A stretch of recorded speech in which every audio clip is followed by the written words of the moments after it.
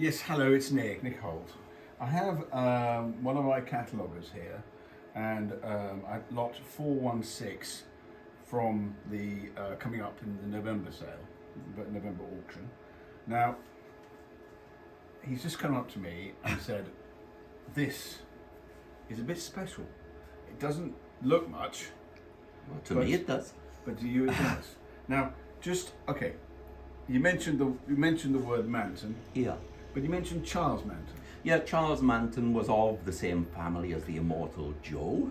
Ah, okay. And he became the master furbisher for the Board of Ordnance round about 1829. And he designed this particular carbine for issue to British cavalry. There were various problems with the initial design, and it was modified, and it was not settled until, well, what was this one dated? This is 1836. Yeah, I think it's an 1833 pattern.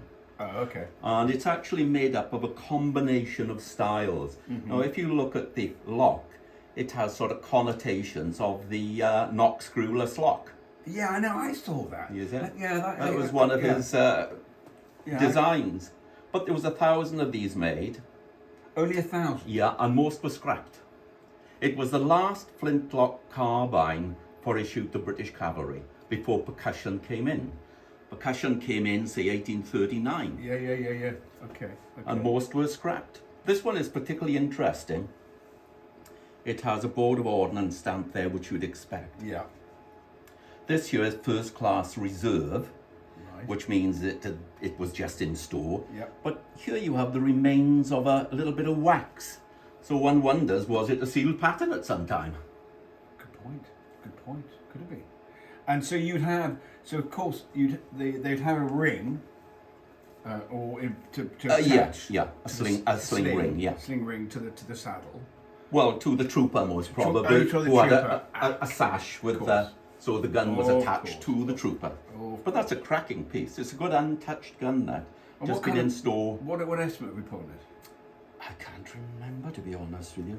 Well, I suppose they just have to look up the lot number. Yeah.